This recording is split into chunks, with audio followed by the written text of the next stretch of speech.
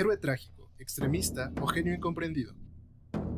Obsesionado con la belleza, el honor y la muerte, nacido en 1925, fue novelista, dramaturgo y poeta, considerado como una de las figuras más enigmáticas y controvertidas del Japón moderno. De natalicio y obra del escritor japonés Yukio Mishima, evento promovido por el presidente de la Junta de Coordinación Política de la 66ª legislatura, el diputado Ricardo Monreal Ávila, por la Secretaría General, la Secretaría de Servicios Administrativos y Financieros y el Espacio Cultural San Lázaro. En este evento nos acompañan la diputada Mónica Herrera Villavicencio. Gracias, diputado, por acompañarnos. El doctor Elías Robles Andrade, director general del Espacio Cultural San Lázaro. También agradecemos la presencia del maestro César Cortés Vega, presidente de la Asociación de Escritores de México. Sean todas y todos bienvenidos a este Palacio Legislativo. Para dirigirnos unas palabras de bienvenida, damos el uso de la palabra al maestro Elías Robles Andrade. Doctor, maestro Elías, por favor.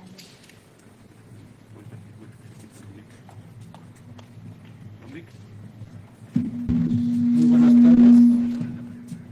Muchas gracias por acompañarnos en nombre de la Junta de Coordinación Política, de la Mesa Electiva, de la Secretaría General, de la Secretaría de Servicios Administrativos y Financieros y también de sus humildes anfitriones, Espacio Cultural San Lázaro. Les damos la más cordial bienvenida a este ciclo de lectura. Quiero agradecer de manera especial también a nuestra anfitriona especial de lujo, la diputada Mónica. Diputada, muchísimas gracias por acompañarnos. También a César, gracias por hacer posible este ciclo de lectura. El último ciclo de lectura que tuvimos el mes pasado justo fue de Oscar Wilde, a propósito también de un aniversario importante, y podríamos decir, ya lo explicará más a detalle los amigos de Yukio Mishima, cuyo nombre originalmente se llama Kimitake, podría considerarse una especie de Oscar Wilde japonés. Ya lo verán ustedes más adelante. Él también era mixteca,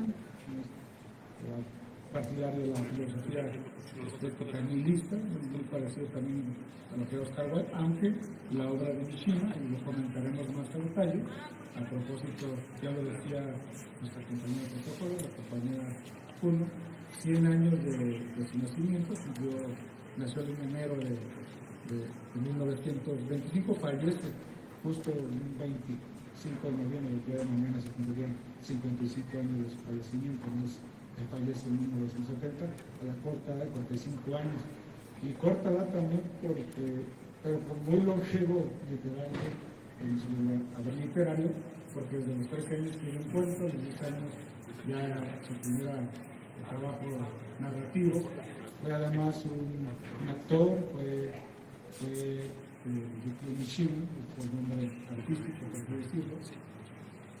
Fue también maestro de kendo, él estaba cultivado en la disciplina samurai, era maestro de esgrima japonesa. Se dice que su abuela, que era muy estricta, que lo formó también en estas visiones del mundo samurai, que implicó justo esta parte de la tradición japonesa. Que quisiera hablar mucho más, porque admiro también la vida y obra de Yukio Mishima, que era otra Kimitake, pero lo veremos primero detalle con César. No me resta más que agradecerles, decirles también que sigan pendientes las actividades de promoción y animación de la lectura, porque tendremos a partir de enero del próximo año un club de lectura, no estaremos en los círculos de lectura, tendremos también talleres de redacción, de creación literaria, electrónica, administración, para que por favor estén pendientes, y les agradezco nueva cuenta por este acompañamiento.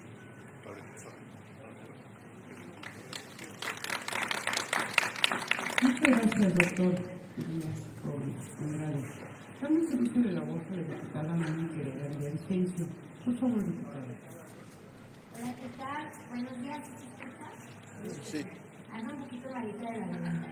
Pero bueno, quiero agradecer primeramente al director Elías por permitirme acompañarles el día de hoy aquí a este encuentro cultural, agradecer al coordinador del grupo parlamentario, el diputado Ricardo Monreal, a quien le reconozco que él ha sido una persona que nos ha querido pues acompañar en este tipo de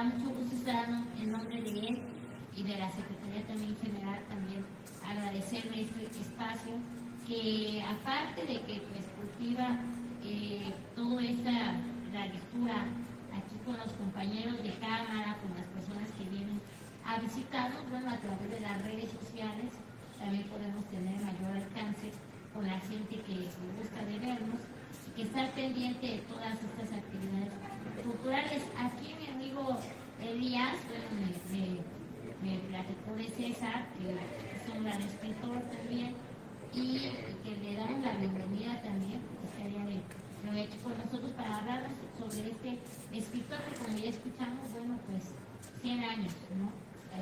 Hace, bueno, en este año se cumplen, que serían en su vida.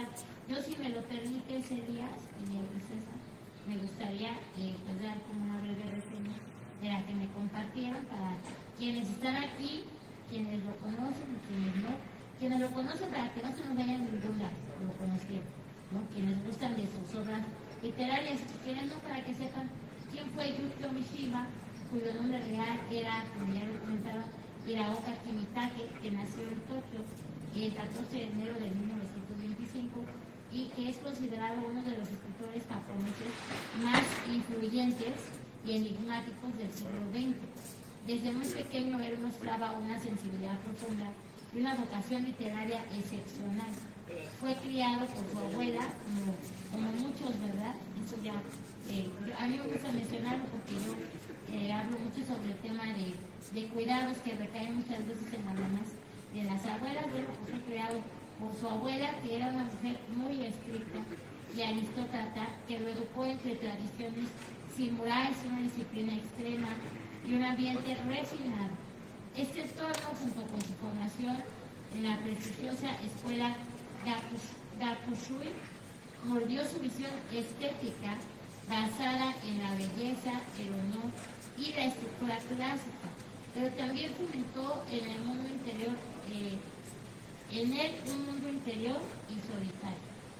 A los 13 años, Yukio escribió su primer cuento y a los 16 publicó su primer libro de relatos, mientras estudiaba Derecho en la Universidad de Tokio.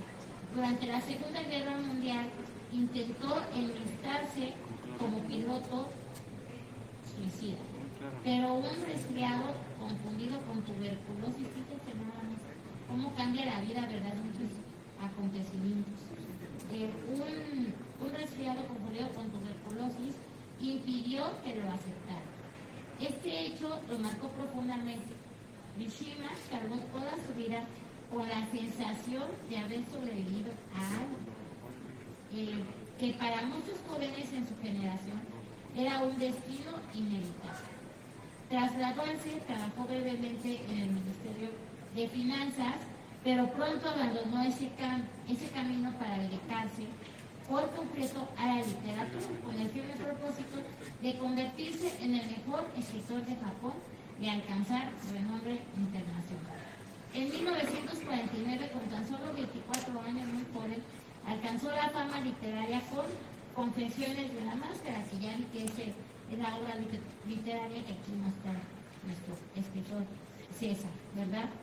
Y bueno, es una novela de marcado carácter autobiográfico, donde analiza temas como la homosexualidad reprimida, el conflicto entre la apariencia y el deseo y la identidad japonesa tras la derrota en la Segunda Guerra Mundial. Esta obra causó un gran impacto, pues imagínense en aquel tiempo, ¿verdad, César? Hablar de esos temas en el público por su sinceridad, pero también por introducir temas tabú en la literatura japonesa de la época. A partir de ese momento, Mishima se consolidó como un autor prolífico y versátil. Escribió más de 240 obras, entre novelas, cuentos, poesía, ensayos, obras de teatro también y guiones para cine. También fue un actor calígrafo, fotógrafo, también fue atleta, le gustaba el deporte, maestro de kendo y fundador de un grupo paramilitar llamado Sociedad del Escudo. Su vida, como su obra, estuvo marcada por la búsqueda constante de la perfección física, estética y espiritual. La literatura de Mishima combina la tradición japonesa con influencias occidentales y sus temas más recurrentes son una triada que él mismo consideraba inseparable: belleza, erotismo y humor. Estos elementos se reflejan en novelas como El pabellón de oro, El rumor del oleaje, Sed de amor, El marino que perdió la gracia del mar y su obra monumental, la tetralogía El mar de la fertilidad. Su estilo destaca por su delicadeza, su precisión, su capacidad para explorar las contradicciones humanas, el deseo frente a la represión, el honor frente a la decadencia y la búsqueda de identidad frente a un mundo de transformación. Qué bonito hablar de esos temas hace, pues, ¿qué les gusta, no? 80, 70 años, cuando no se hablaba mucho sobre el tema de la homosexualidad y sobre todo de aceptarse a sí mismo, ¿verdad? Entonces, pues yo no me quiero extender más. Yo quiero agradecerle a César Cortés Vega que el día de hoy esté con nosotros y pues le dejo el uso de la palabra. Muchísimas gracias.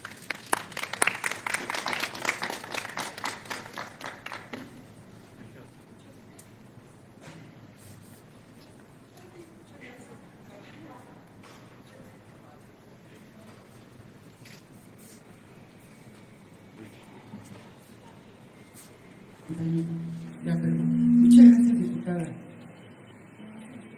Antes de dar el uso de la voz a nuestro invitado César Cortés Vega, comentaremos que es un escritor y artista multidisciplinario mexicano.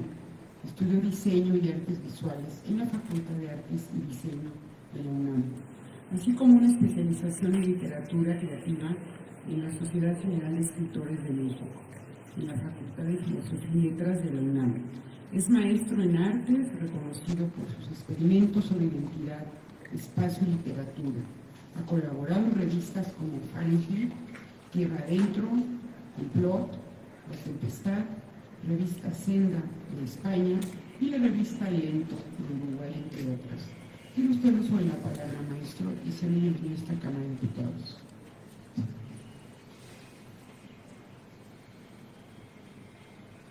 Bueno, pues mucho gusto y muchas gracias por esta conversación, por esta invitación, por esta posibilidad de charlar un poco sobre la obra de Yukio Mishima, un personajazo, verdaderamente no solo un escritor, diría yo, es decir, diría que una de sus primeras máscaras es la escritura. En realidad es un ser humano de su época, me parece, es decir, un tipo muy completo y muy complejo también, ¿no? Es como el receptor de muchas de las tensiones que en una época de la posguerra, de la Segunda Guerra Mundial, recibió con respecto a muchos temas: el tema de la identidad, el tema de la nacionalidad, el tema de la muerte y la vida.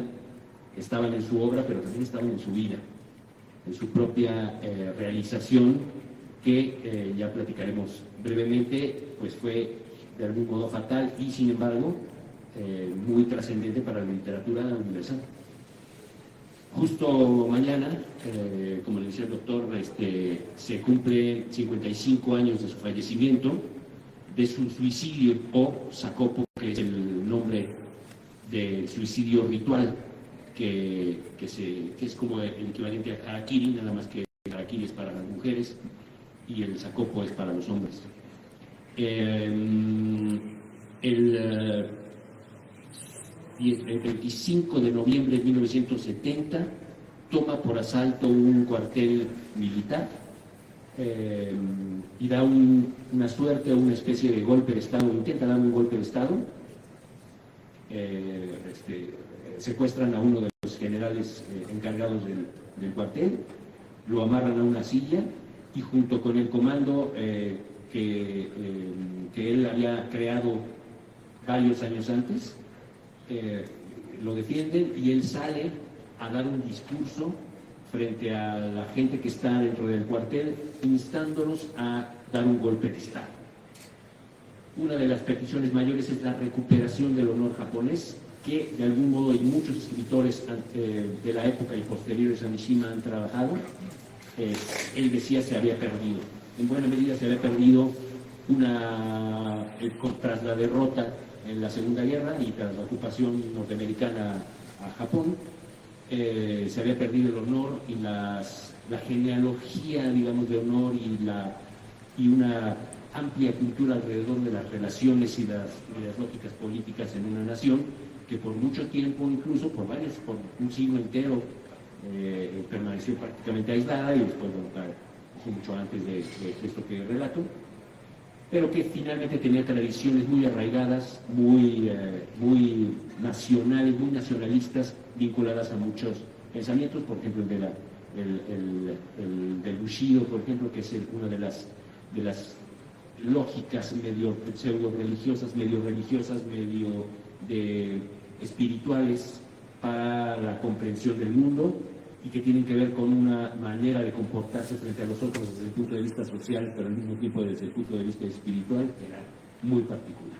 Bueno, entonces, decía yo, toma por asalto este cuartel y la gente a la que le habla se burla de él, lo abuchea, le piden que se calle y entonces, cuando se da cuenta de que su empresa, ese es el relato oficial, aunque hay varias interpretaciones, su empresa está a punto de fracasar, entra de nuevo a la oficina y sale con el cuchillo ritual y ahí mismo se autoinmola.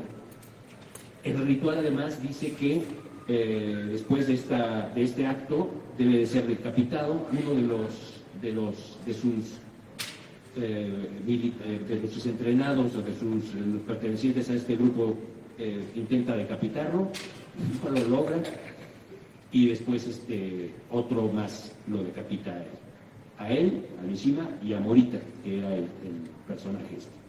Entonces suena tremendo, la verdad suena tremendo, aunque habrá que pensar que esta manera de verlo desde una perspectiva nuestra, que no somos occidentales, pero que sí tenemos una lógica en nuestras educaciones occidentalizada, y sin embargo que ya con nuestra naturaleza nacional podemos entender este tipo de actos rituales sacrificiales pensando en otras lógicas de nuestra raíz más territorial, más de la zona, más prehispánica, podemos más o menos entender por dónde puede ir este asunto. Entonces, habrá que preguntarse por qué un acto como estos de recuperación del honor perdido. Hay muchos otros autores interesantísimos alrededor del problema de la guerra mundial y del problema de cómo las maneras de percibir el mundo se han perdido a través de la ocupación. Yo traigo aquí un par de textos y el primero que quiero leer está vinculado justamente al problema Mishima. Mishima viene de la nobleza. Su manera de pensar y su manera de asumir los asuntos, no nada más ceremoniales por la propia cultura japonesa, sino que es parte de una tradición genealógica que le da un cierto título nobiliario. Él en efecto es cuidado por su abuela materna, que es muy severa, pero que al mismo tiempo también ya hace algunas cosas con él un poco extrañas y a veces él mismo relata que lo viste de mujer. Ahora, esta especie de travestismo que él en este libro, en uno de los primeros libros que se llama Confesiones de una máscara, él ya relata, no desde el punto de vista, o sea, él sí está intentando asumir la homosexualidad, que además, imaginemos, para la época es una suerte bueno, para la lógica occidental también habrá que pensar, es pues, terriblemente mal vista. Imaginemos esa época. Si ya ahora un tema como esto sigue siendo tabú, imaginemos en ese momento. Sin embargo, hay una larga tradición también del teatro kabuki al que su abuela era total asidua. Ella iba al kabuki prácticamente todas las semanas a ver las representaciones que suelen ser rituales. Entonces, quiero contrastar, justamente comencé por el final, para contrastar con el principio literario. Esta es una de las novelas que lo catapultan a la fama. Ella había escrito otros trabajos literarios muy joven, comienza a publicar a los 14 años, y a los 16, 17 años ya publica su primera novela, una cosa muy precoz. Los editores ya lo jalan, incluso le dan su nombre de Yukio Mishima, su seudónimo. Quiero contrastarlo porque tiene que ver con la sensibilidad. Yo diría que este contraste es un falso contraste. En realidad este acto de suprema valentía aparente, de suprema fuerza, de militarismo incluso feroz y diría conservador, habrá que decir que yo disiento definitivamente de las ideas de Mishima desde el punto de vista político. Sin embargo, es interesante cómo lo hace y el honor y la fuerza que pone en ello. Y quiero además subrayar que lo literario funciona como una operación paralela a su propia vida. Es decir, es como si él estuviera mediante su literatura escribiendo lo que va a hacer con su vida. En las sucesivas obras que él va escribiendo, él va prefigurando más o menos esto que finalmente puede llevar al acto. Una cosa que para la literatura es importante pensar. ¿Por qué se escribe? ¿Por qué alguien genera ficciones? Y esa es una pregunta que tiene ocupado a investigadores, escritores y a no escritores y a quien le guste la literatura, porque en realidad crear vidas paralelas tiene varios sentidos, pero mi punto de vista es que pensando en el ejemplo de Mishima, tiene mucho que ver con el juego de posibilidades. La subjetividad hace realidad de algún modo cosas que primero comienzan siendo deseos y después terminan siendo, en algunos casos, diría yo, desde el punto de vista estético, en los mejores casos como el de Mishima, terminan siendo realidades objetivas. Y digo entre comillas porque en los mejores casos desde el punto de vista literario, ya quién sabe desde el punto de vista político, si quisiéramos un Mishima tomando espacios con la espada para promulgar, digamos, sus deseos nacionales. Mishima desde el punto de vista político se convirtió en un ejemplo para la extrema derecha. Y por eso traigo también un escritor que lo contradice y al mismo tiempo lo admira, del que ya leeré un fragmento de él en un momentito. Pero primero quiero ya adelantar, que me estoy colgando un poquito, una reflexión de Mishima acerca de esto que hace, que él mismo relata en su biografía, que su abuela hace con él, y que aquí también lo platica. Esta es además una novela autobiográfica, pero que publica muy joven, en realidad es la primera parte de la vida. Después publicaría otros ensayos autobiográficos, más pensando en esta lógica ultranacionalista. Pero bueno, voy a leer. Estas extrañas imágenes son las primeras cosas que encontré en la vida. Desde un principio las tuve ante mí en toda su verdadera y dominante integridad. Nada faltaba en ellas. En años posteriores busqué las causas y los motivos de mis sentimientos y de mis actos, y una vez más, nada faltaba en ellos. Desde la infancia mis ideas en lo tocante a la existencia humana jamás se han apartado de la agustiniana teoría de la predeterminación. Una y otra vez me atormentaron las dudas vanas, como siguen atormentándome en la actualidad, pero consideraba que esas dudas eran solo una especie de tentación de pecar y seguí inconmoviblemente fiel a mis convicciones deterministas. Me habían entregado, por así decirlo, un menú completo de todos los problemas que tendría en la vida, cuando, por mi corta edad, todavía no podía leerlo. Pero me bastaba con desplegar la servilleta y enfrentarme con la mesa. Incluso el hecho consistente en que llegaría a escribir un libro tan raro como el que ahora escribo, constaba con exactitud en aquel menú, y este hecho forzosamente tuvo que estar ante mi vista desde el principio. La infancia es un periodo en el que el tiempo y el espacio se mezclan. Por ejemplo, las noticias que oía de labios de los adultos referentes a hechos ocurridos en diversos países, la erupción de un volcán o la insurrección de un ejército, por ejemplo, y las cosas que ocurrirían ante mi vista, las enfermedades de mi abuela o las pequeñas peleas familiares y los fantásticos acontecimientos del mundo de los cuentos de hadas en el que acababa de sumergirme, me parecían siempre las tres clases de hechos ser del mismo valor y naturaleza. No podía creer que el mundo fuera más complicado que la estructura de un edificio de juguete de bloques de madera, ni tampoco que la llamada comunidad social a la que en su día tendría que incorporarme fuera más deslumbrante que el mundo de los cuentos de hadas. De esa manera, sin que me diera cuenta, uno de los factores determinantes de mi vida comenzó a producir sus efectos. Y debido a que luchaba contra él, desde el principio todas mis fantasías estaban matizadas de desesperación. Ese factor determinante fue extrañamente completo y semejante a un deseo apasionado.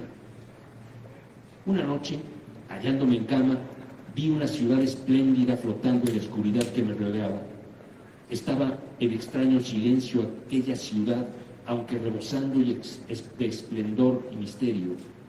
Podía ver toda la claridad la mística marca impresa en los rostros de los ciudadanos.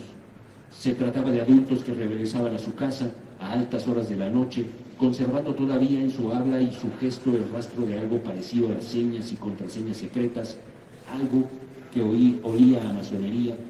Además, en sus caras relucía una capa resultante de la fatiga que los inducía a rehuir de los que los mirasen directamente. Al igual que ocurre con estas máscaras de celebración que dejan polvillo plateado en los dedos si uno las toca, parecía que si pudiera tocarles las caras, descubriría el color de la pigmentación con que la ciudad nocturna los había pintado. Y llegó el momento en que la noche levantó un telón ante mis ojos, revelando el escenario en que la señora Sokayotsuai Tenkatsu llevaba a cabo sus hazañas de arte mágico. Esa señora efectuaba una de sus muy escasas actuaciones teatrales en un local del distrito de Shinjuku. Y a pesar de que la actuación del mago Dante, a quien vi en el mismo teatro años después, quedaba enmarcada en una escala mucho mayor que la de la señora Sokuyukatsi Tenkatsu, ni Dante ni la exposición universal del circo Hagenbeck me impresionaron tanto como la actuación de la señora Tenkatsu la primera vez que la vi. Indolente, la señora Tenkatsu paseaba por el escenario, su opulento cuerpo ataviado con velos semejantes a los de la gran ramera del Apocalipsis. Lucía en los brazos montones de destellantes argollas cuajadas de piedras preciosas artificiales. Llevaba una gruesa capa de pintura como una cantante de baladas, con una capa de polvos blancos que la cubría hasta las puntas de los dedos de los pies, y vestía aparatosas prendas que le daban a su persona esa clase de vulgar relumbrón que solo tienen las mercancías del mal gusto. Sin embargo, por raro que parezca, todo lo dicho estaba en melancólica armonía con el altanero aire de importancia que se daba, ese aire característico por igual de los magos y de los aristócratas exiliados, aire que dotaba de sombrío encanto a dicha señora y que era afín con su porte de heroína. El delicado matiz que esos discordantes elementos, conjuntamente considerados, conferían a su persona producía una sorprendente e incomparable ilusión de armonía. De una forma vaga me di cuenta de que el deseo de convertirme en la Tenkatsu y el de llegar a ser conductor de tranvía eran esencialmente diferentes. La más marcada diferencia radicaba en que, en el caso de la Tenkatsu, mis ansias carecían casi totalmente de naturaleza trágica. En mis ansias de transformarme en la Tenkatsu no percibía el sabor de aquella amarga mezcla de deseo y vergüenza. Pero a pesar de eso, un día, esforzándome arduamente en encallar los latidos de mi corazón, entré a escondidas en el dormitorio de mi madre y abrí los cajones en que guardaba sus ropas. De entre los kimonos de mi madre elegí el más vistoso, el de más vivos colores. Escogí una faja con rojas escarlata pintadas al óleo y me la enrosqué, dándole, qué sé yo, las vueltas a la cintura, tal como hacen los bajáes de Turquía. Me cubrí la cabeza con crespón de China. Se me sonrojaron de placer las mejillas cuando me puse ante el espejo y vi que el improvisado tocado que me había puesto en la cabeza se parecía al de los piratas de la Isla del Tesoro. Pero mi trabajo no había terminado, ni mucho menos lo que yo ansiaba, y esa ansia embargaba mi cuerpo entero. era tener las apariencias propias del creador de misterios. Me puse en la faja un espejo de mano con mango y me empolvé levemente la cara. Me armé con una linterna de color plateado, con una anticuada pluma estilográfica de metal brillante y con cuanto atrajo mi vista. Adopté un aire solemne y así vestido fui corriendo a la sala de estar de mi abuela.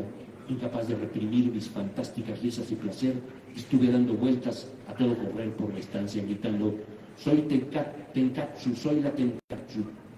Allí estaba mi abuela tendida por encontrarse enferma, y también estaba mi madre y una visitante y la doncella que cuidaba de la enferma, pero nadie vio. Mi frenesí se centraba en la conciencia de que gracias a mi disfraz eran muchos los ojos que veían a la Tenkatsu. En pocas palabras, solo a mí mismo podía ver. Y entonces vi la cara de mi madre. Se había puesto levemente pálida y seguía sentada, impasible, como abstraída. Nuestras miradas se encontraron y mi madre bajó la vista. Y comprendí lo que ocurría. Las lágrimas le velaban la vista. ¿Qué fue lo que en aquel instante comprendí o estuve a punto de comprender? ¿Acaso la canción de años posteriores, la canción del remordimiento como preludio del pecado, se insinuó en aquel instante? O quizá aquel momento me reveló cuán grotesco parecería mi aislamiento a la vista del amor, mientras aprendía al mismo tiempo el reverso de aquella lección, o sea, mi incapacidad de aceptar el amor. La doncella me cogió y me arrastró a otra estancia en un instante igual que si desplumara a un gallo. La criada me despojó de mi indignante disfraz. Y bueno, entonces imaginar a un comandante tomando un cuartel militar en estas condiciones de vida es ya un problema interesante, un problema muy interesante. Es decir, esto que implica la masculinidad, la hombría, el honor, la lógica de guerra, está por el otro lado dotado de una sensibilidad, de una comprensión de lo otro muy especial. Porque además él no nada más está describiendo evidentemente su transformación en esta especie de pues, representación femenina que además actúa, sino que está describiendo la máscara. Antes habla de la máscara, del polvo que se coloca sobre ciertas máscaras rituales. Está hablando del mundo y está hablando de traspasar, es un poco, aunque la comparación es un poco exagerada, pero sí es como Lewis Carroll y la Alicia que atraviesa el espejo y cae por ese hondo agujero que lo lleva al otro lado, a un mundo que tiene otras lógicas, otras maneras de ser, de comportarse. Y entonces aquí empezamos a ver las contradicciones de Mishima. Las contradicciones que son una dialéctica desde mi punto de vista, es decir, estas contradicciones no destruyen a Mishima, sino que lo convierten en esto que él desea hacer. Hay un personaje que yo quería oponer justamente a las lógicas de Mishima, que es un escritor norteamericano contemporáneo. Él nace 20 años antes, que se llama Henry Miller, muy conocido, que escribe Trópico de Cáncer, Trópico de Capricornio, las novelas Nexus, Plexus. Es un personaje totalmente opuesto a las lógicas de Mishima, un gringo en toda la extensión de la palabra, pero un gringo disidente, un gringo anarquista. Cuando Mishima comete este acto de autoinmolación, escribe un ensayo muy poco tiempo después que se llama Reflexiones acerca de la muerte de Mishima. Y él intenta cargarse con un personaje que quiere comprender, que admira definitivamente desde el punto de vista literario, pero que no entiende muy bien cuáles son sus lógicas. No diría yo que lo que él dice le da al clavo, sin embargo contrasta muy bien con las lógicas imperiales de las que él se burla un poco. Entonces traigo un fragmento seleccionado muy breve de Henry Miller hablando de Mishima, justamente para contrastar también otro tipo de asunto, otra manera de asumir la literatura y cómo los escritores de algún modo nos cargamos unos con otros nos caemos con el estilo, pero caerse con el estilo en realidad es caerse con una suerte de filosofía moral alrededor de la vida y de las cosas que imaginamos que deben ser y luego tenemos que necesariamente ir cuestionando. Ninguna escritura procede sí como línea recta. Toda escritura implica la negación o la reflexión y una serie parcial de negaciones acerca de lo que imaginamos que es real o lo que imaginamos que ocurre en el mundo convencional. Quería también nombrar unas cosas alrededor justamente de la política japonesa que me parece que están en la obra de Mishima, que tienen que ver con esto que digo, pero antes de ello quiero leer este fragmento de Henry Miller, que dice: ¿quién quiere vencer en definitiva? Solo la gente estúpida, artera, malvada. Lo que realmente queremos todos es mantenernos vivos lo más posible, conservando toda nuestra lucidez y nuestro apetito por la vida. No nos han creado héroes, poetas, legisladores, militares, eruditos ni jueces. Nos hemos inventado nosotros estas divisiones por nuestro modo de mirar las cosas, nuestra complicada manera de vivir. El hombre primitivo, que vivió miles de años más que nosotros, no tenía necesidad de estas diversificaciones, como tampoco lo tienen los más sabios de nosotros. Son gente ejemplar, pero jamás asumen el liderazgo de un pueblo. No intentan cambiar el mundo, cambian mundos, como San Francisco, que instaba en ese sentido a sus discípulos demasiado fervorosos. Es decir, cambian su perspectiva y con ello aceptan el mundo, lo que significa comprenderlo, apiadarse del prójimo, convertirse en su hermano y no en su rival ni su competidor, y menos que nada en su juez. Me pregunto si Mishima realmente pensaba cambiar el comportamiento de sus compatriotas. ¿Llegó a contemplar seriamente un cambio fundamental, una genuina emancipación? No cuestiono la sabiduría o la futilidad de su dramática llamada a la daga y a la espada. Con su notable inteligencia, ¿cómo no se percató de la imposibilidad de cambiar absolutamente la mentalidad de las masas?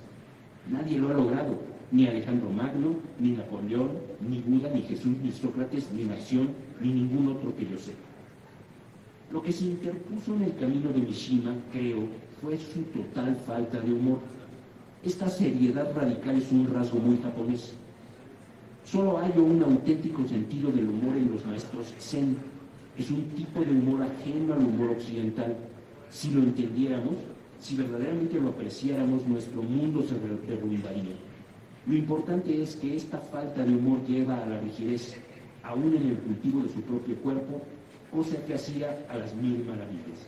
Mishima fue tan sumamente serio que lo convirtió en un fin en sí mismo. Yo no estoy del todo de acuerdo en lo que dice Miller acerca de Mishima, sin embargo, colocado del otro lado, digamos, del cuadrilátero de lo literario, sí le da a un punto, y es esta especie como de seriedad absoluta que las sociedades, no como la nuestra, sino las sociedades como demasiado disciplinares tienen con respecto a sus propias mitologías, aunque da un giro alrededor de la filosofía zen, que tiene unas anécdotas que son de una especie de humor muy siniestro en algunos casos. Hay un libro extraordinario de Mishima que se llama El Pabellón de Oro, que es una joya, en donde justamente está relatando como una historia real que ocurre un par de años antes de que Mishima escribe esta novela.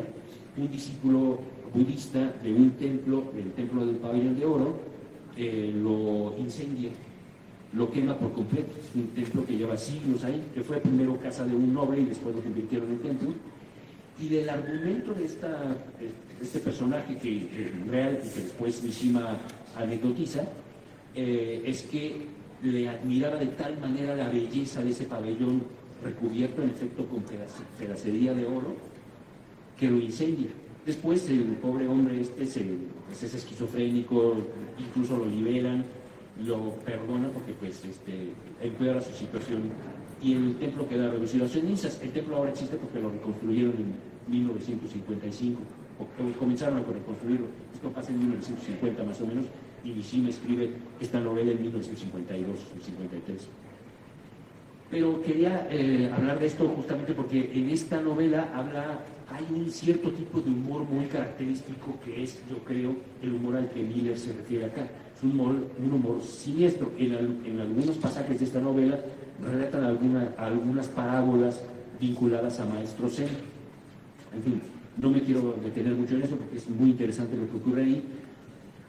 Pero bueno, hay gente que dice que lo de Mishima no era tampoco tan así como Miller lo dice. Y yo creo que el mismo Miller después avanza bastante bien sobre una posible conclusión. Mishima sabía en realidad que él iba a fracasar. No creo que él mismo dice, era un hombre muy inteligente, no es posible que con un acto de esa pues sí, valentía, pero al mismo tiempo de esa pues, radicalidad y con un pequeño ejército de menos de 100 personas, haya intentado, sí, además midiendo la situación histórica de Japón de esa época, con una modernidad que iba creciendo y un parecido ya a Occidente que iba creciendo cada vez más, abandonando sus propias lógicas. Creo que era muy difícil que no midiera las propias consecuencias de su acto. Y Miller ya también lo menciona, Marguerite Yourcenar, la escritora francesa, también habla un poco de esto. Y dice, en realidad él lo que estaba planeando era un suicidio ritual, y lo estaba diciendo ya en sus novelas. Es decir, era un suicidio honorífico ritual. Habrá que pensar entonces que la política y la manera de asumir en Japón las relaciones es muy compleja, lleva siglos, todavía aún se habla de esto, lleva siglos de manufactura o de desarrollo más bien. Hay unos conceptos que quería mencionar acá al respecto.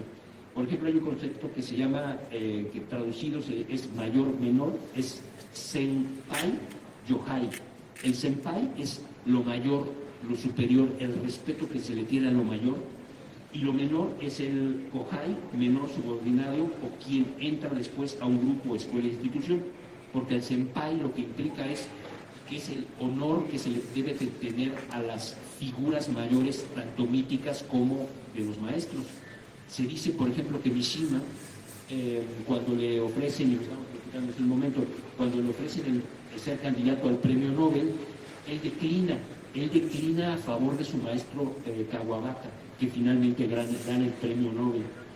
Y parecería justamente este es un acto de honor al maestro. Habría sido tomado como una diferencia, como una especie de deshonor, de grosería, el hecho de que él hubiese aceptado sin haber dado pie a que su maestro Kawabata, que era un escritor mucho más experimentado y también muy conocido en Japón, no tuviera ese privilegio. Hay otro concepto que se llama, que hay una diferencia entre sentimientos reales, el sentimiento real, lo que sentimos como subjetividad, que se llama el hone, y el tetamae, actitud pública, la actitud pública. Dice hone, sentimientos, opiniones o intenciones reales que son privadas, es decir, nuestra subjetividad nos la guardamos. Y el tatemae, la fachada, el discurso público, el discurso político, ese es el que priva nuestras relaciones. Esta división es muy severa, muy ruda, y entiendo muy claramente por qué Miller pues, se sorprende en realidad de esta muerte sin humor, porque no podría tener humor. Es decir, esta muerte no está hecha desde la cultura occidentalizada, o incluso de nuestras culturas que son como mucho más alegres, mucho más festivas, mucho más graciosas. Es una muerte ritual, honorífica, que lo lleva finalmente a tomar una decisión y que además apuntala a su fama.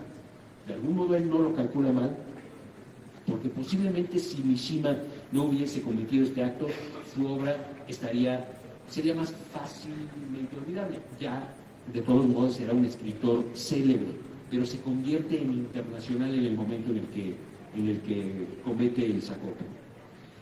No sé cómo estamos de tiempo, si tengo otro fragmentito de este libro que se llama El Pabellón de Oro, que quizás valga la pena mencionar, porque es una novela posterior, también de las primeras novelas, pero ya una novela mucho más lograda, en donde ella se está jugando diferentemente.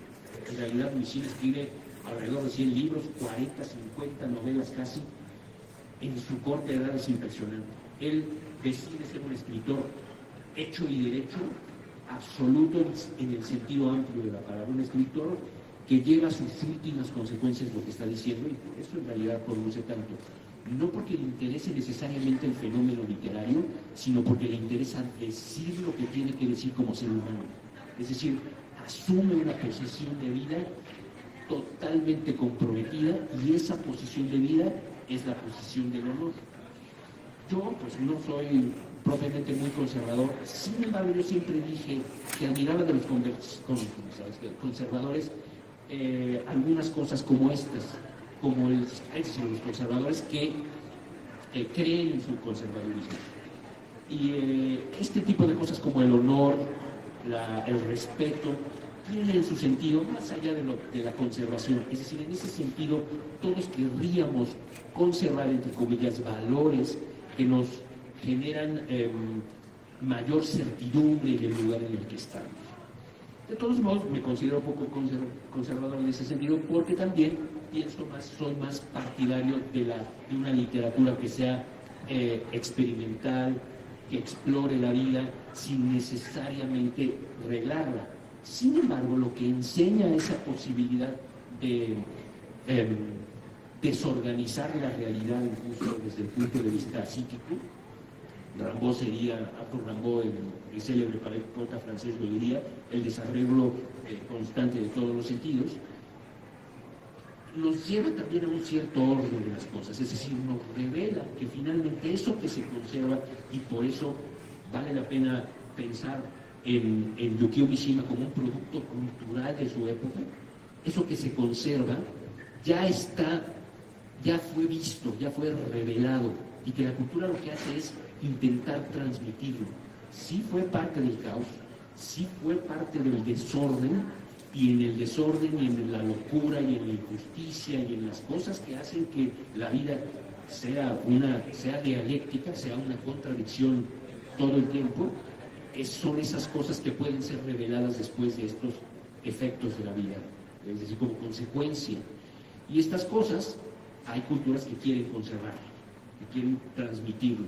Y quizás la ruptura que tenemos ahora, en buena medida, tiene que ver con que algunas cosas no sabemos muy bien cómo conservarlas. Hay un escritor muy interesante, japonés también, pero de origen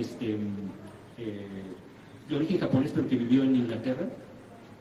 Se me olvidó ahorita el nombre, pero tiene una novela que se llama Un relato del artista flotante, o Memorias de un artista flotante, algo así. Y este es un artista justamente anterior a la ruptura de la Guerra Mundial, que lo único que quiere él es encontrar el mundo flotante. Y el mundo flotante tiene que ver con esta lógica japonesa del Bushido y estas cosas que no se ven, que no son concretas.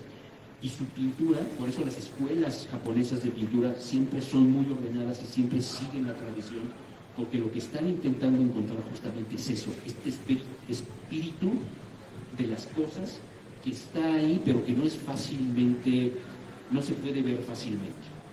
Voy a hacer un salto cuántico. Si nosotros observamos una ceremonia wixárika, por ejemplo, es decir, la búsqueda, es decir, esta gente que va con unos violincitos saltando, con una música que todo el tiempo es muy, muy, muy ordenada, muy, muy monótona.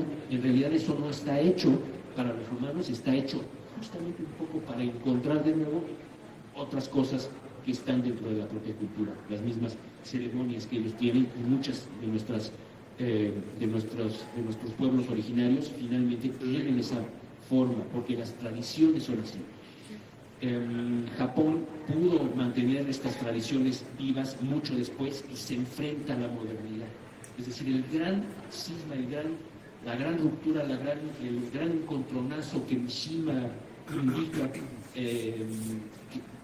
Kenzaburo por ejemplo, no es este escritor que les decía del mundo flotante, pero es otro escritor japonés que también habla de esto y del problema de la posguerra.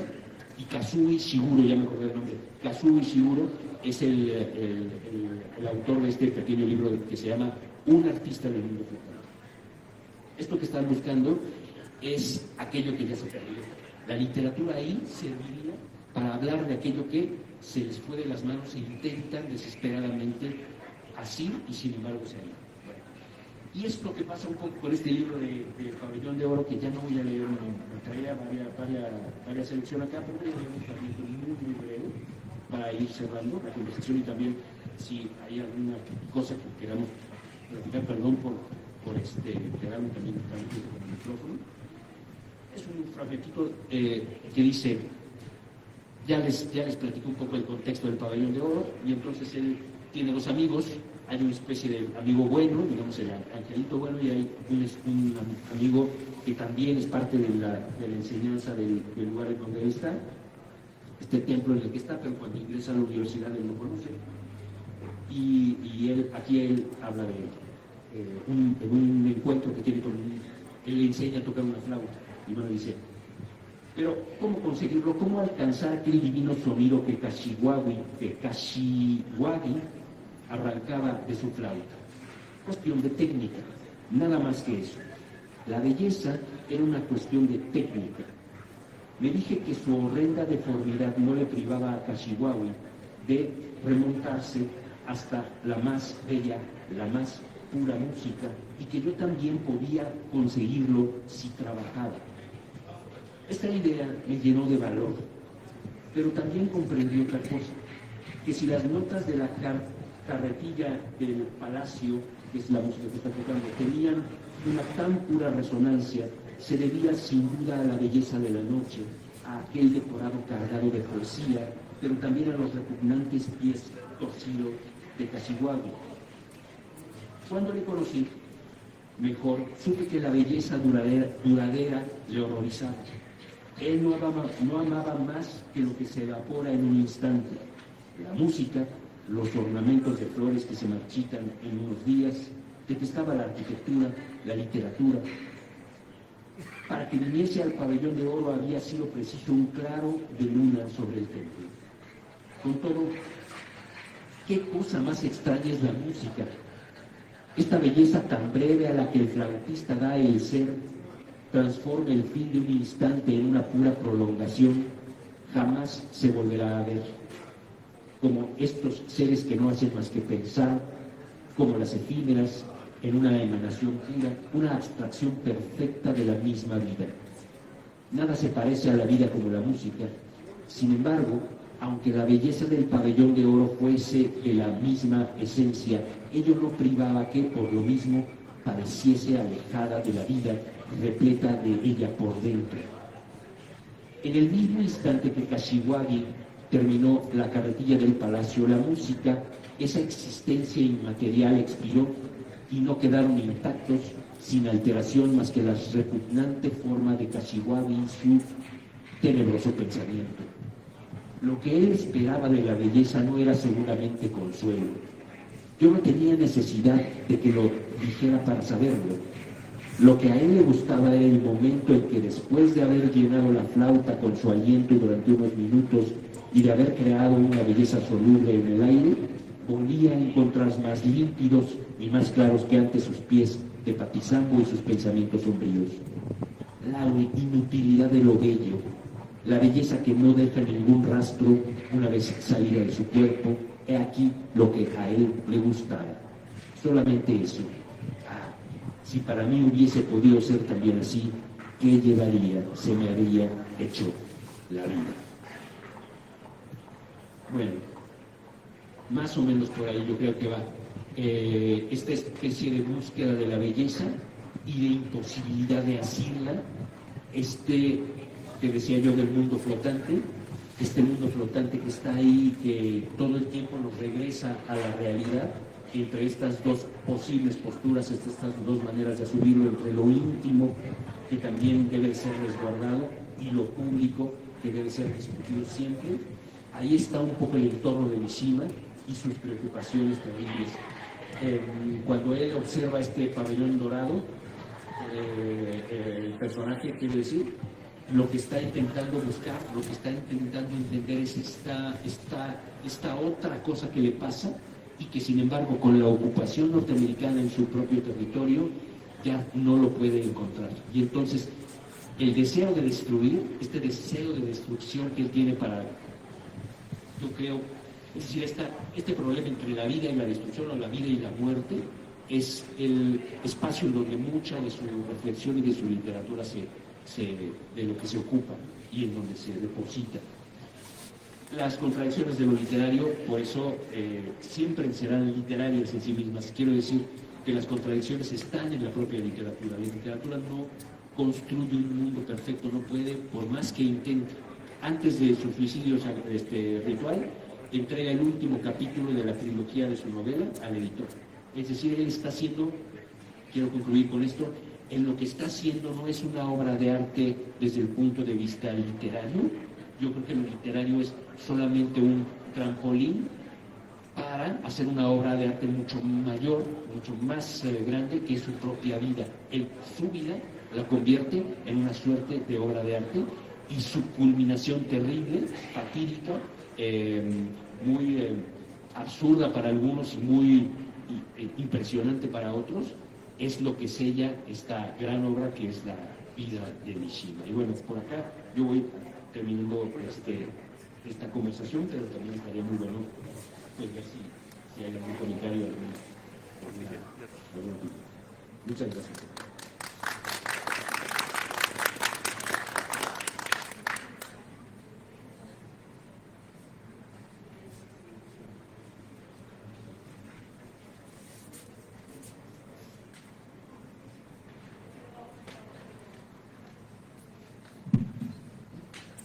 ¿Un comentario? ¿Nadie? Bueno, damos paso a la entrega del reconocimiento que el doctor Elías Andrade entrega a nuestro invitado, el maestro César Cortés Vela. Adelante, doctor, por favor. En nombre del espacio Cultural San Lázaro, César, queremos entregarte este pequeño reconocimiento, pero con mucho afecto y mucho agradecimiento a los compañeros. Este se lee de la siguiente manera: la Junta de Coordinación Política, la Secretaría General, la Secretaría de Servicios Administrativos y Financieros, el espacio Cultural San Lázaro, tiene el reconocimiento a César Cortés Vela por su participación como ponente en el círculo de lectura obra de Yukio Mishima. Cámara de Diputados, 24 de noviembre del 2025, se inscribe el maestro Mauricio Parra Guevara, secretario general de esta Cámara de Diputados, la secretaria de Servicios Administrativos y Financieros, Alisa Clip Mochinski, y tu servidor como director del Espacio Cultural San Lázaro. Muchas gracias.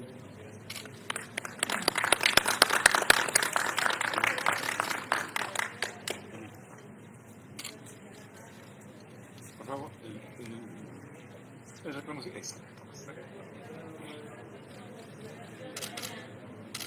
Gracias.